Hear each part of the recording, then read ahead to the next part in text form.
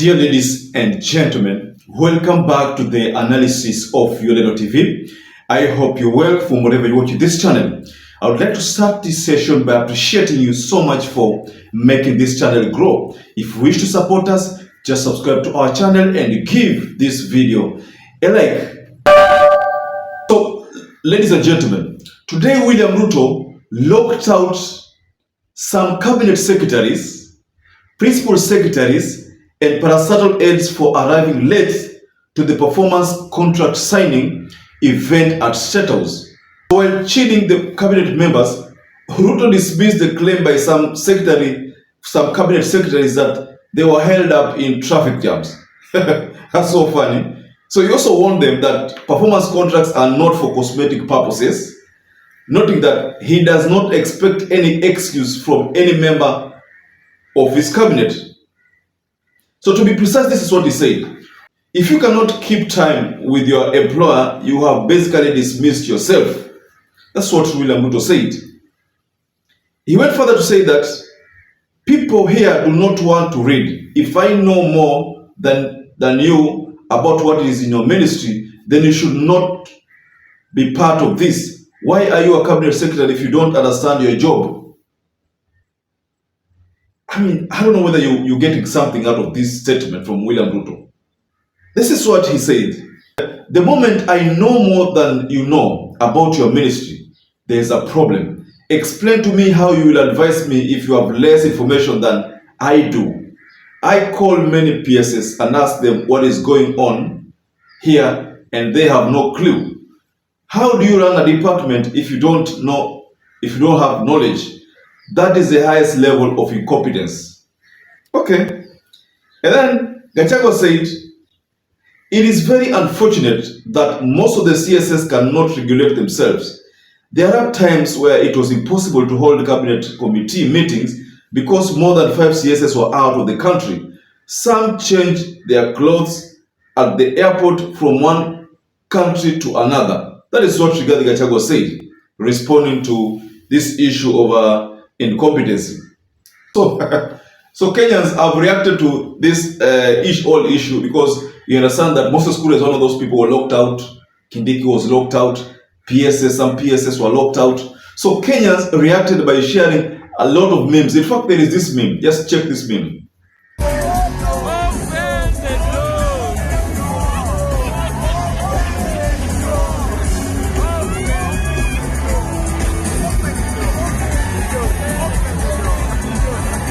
Yes, there you have it, ladies and gentlemen. When William Ruto appointed the cabinet secretaries, Kenyans took to Twitter, most of Kenyans, and expressed their displeasure at how the friends of William Ruto are being awarded as positions just because they are friends, whereas they didn't have know-how on how to run those ministries. This is something that William Ruto was told the moment he appointed these people. In fact, during the vetting process, you could tell that most of these people walikuwa nakaa kama watu ambao hawana ile know-how ya kurun ministries. So this is something that was that William Ruto was meant to understand back then. But it said, yeye ashapatia. I remember the case of Aisha Juma. There was a lot of talk whether Aisha Juma was competent enough to run that ministry. Whereas, like, if you look at the case of education ministry, that education ministry was previously held by Professor Magoha. So William Ruto appointed someone who is not a professor to run that ministry. So this was some way, ilikuwa inaonyesha kwamba ni picha nyingine ambao a ministry ya wale wasomi unaweka mtu ambao sio msomi kama wale ambao wasomi wako pale. So these are things which William Ruto was meant to understand, but he ignored them back then. So I think now this realization has dawned on him that indeed all is not well. That's why William Ruto is complaining. Gachagua is complaining. I even saw Mudavadi complaining. But wanalia na walishaambiwa kwamba you've appointed people simply because they were campaigners. You are campaigners. The PSS, the CSS, in fact, more than 50 chief administrative secretaries, some of them were just awarded positions na hata hawajui kitu ambacho wanafanya. hawajui kabisa. And that explains why William Ruto had to make this statement. Just listen to what William Ruto said. Economic Transformation Agenda Plan.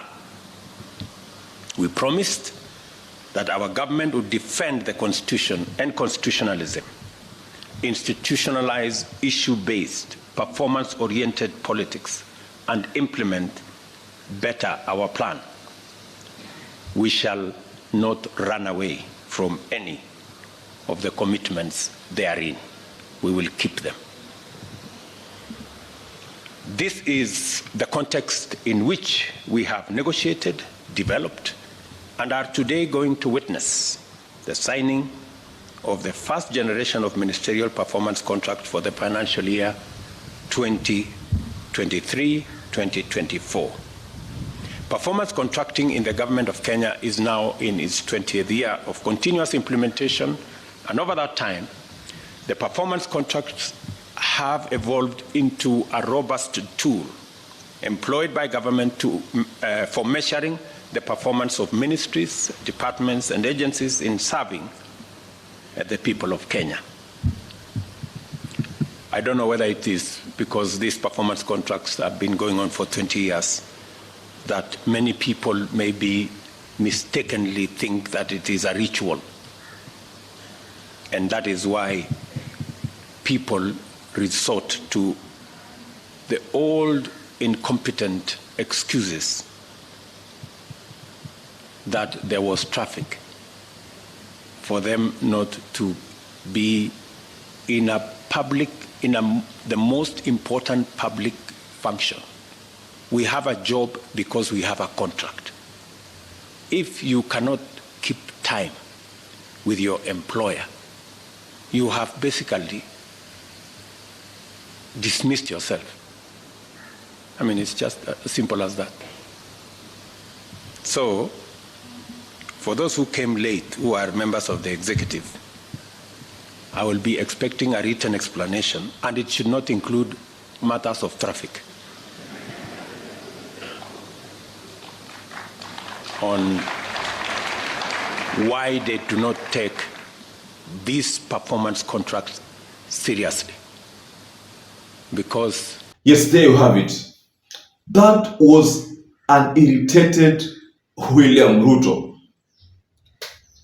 Mimi nafikiri hapa kuna kitu ambacho nashuku kitafanyika hapa. Kuna watu watasimamishwa kazi. And the first person I think atasimamishwa kazi ni Aisha Juma. Because if you look at zile opinion polls zinatolewa, unapata number 1 huo ni Kindiki. But Kindiki was locked out, but huo ni Kindiki. Kindiki is the only person who is seen, you know, in the public, huku, yuko kule, yuko wapi, yuko huku.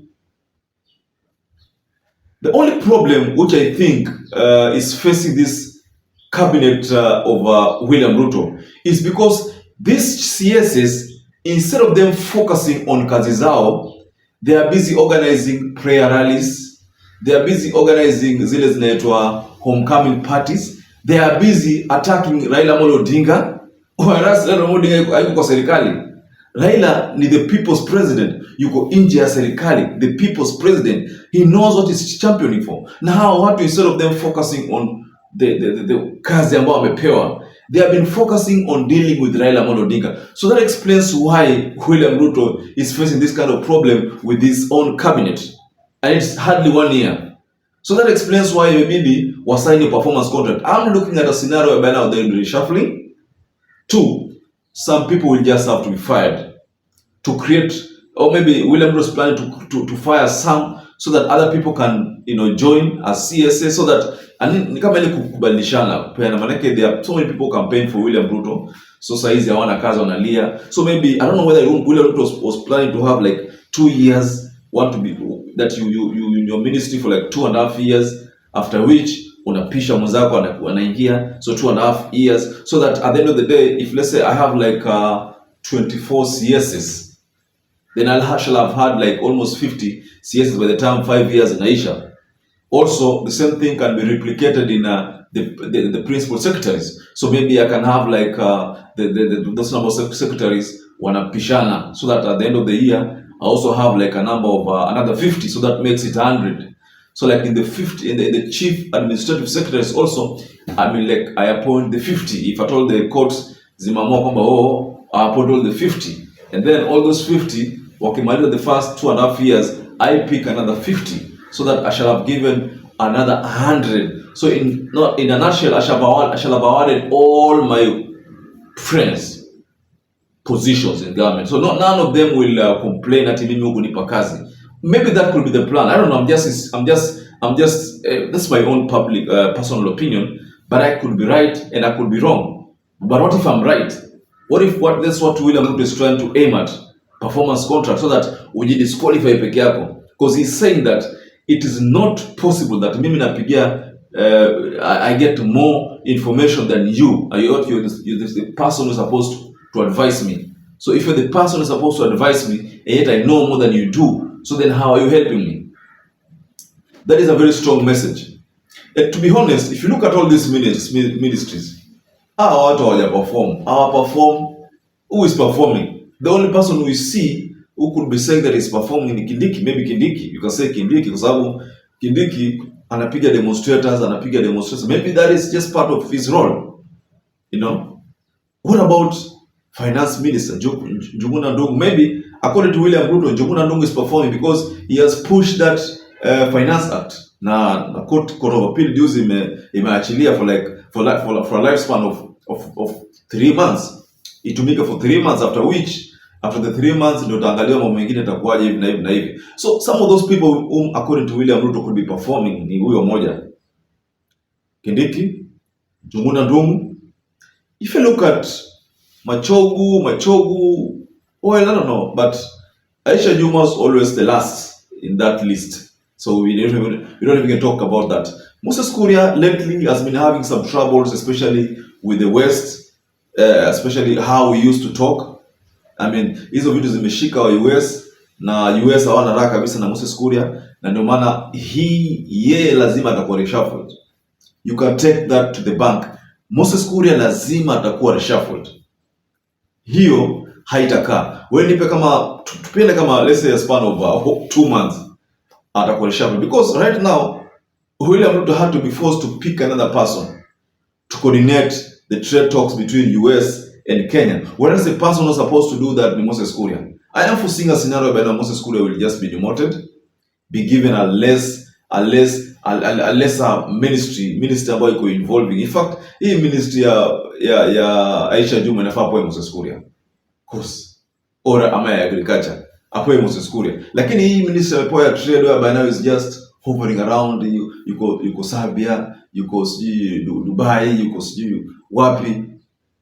I mean, many trips which are not bearing any fruit. I think Moses Kuria will be either fired or will be reshuffled. But the aspect of firing, I don't think will work. I don't think he will be fired, because there's one commentator who told me something. Sometimes when I projected, I suspected this would happen. Akasema there is no way William Ruto will fire Moses Kuria, because he knows the value that Moses Kuria is adding to his election campaigns or electioneering period. The job that he did maybe ni kubwa sana to an extent that akitupwa mbali anaweza expose vitu, ama akitupwa mbali but things will fall apart. So maybe hatakuwa fired. So as a result, maybe Moses Kuria atakuwa reshuffled too. But so sad that he's one of those people who are locked out simply because they failed to arrive at 8 a.m. They were supposed to be there by 8 a.m. for that signing. Mind you, William Ruto is one person who keeps time. You know, I think it's time cautious. So these people are used to owning nilikwama kwa jam, nilikwama huku. Maybe they are not ready to sign that for performance contract. Maybe they were doing some kind of go slow, a way to communicate the president, sisi hatutaki hiyo kitu. But that is a policy that has been set there, and they must sign a performance contract. That means if you don't perform, you exit. Ladies and gentlemen, can you tell us below the comment section there, what do you think about this whole incident of locking out Kindiki, Kuria from a State House meeting? Tell us below the comment section there. Also, I'd like to urge you, if you're a first-time viewer or a regular viewer who has not subscribed, please take a moment and subscribe to this channel. Take a moment and hit the like button on this video so that this video can get shared to other audiences. Don't forget to hit the notification bell because that is so important. That every time I upload a video, you will always be getting notification on your smartphone. Once again, stay safe, stay blessed until we catch up again in our next analysis.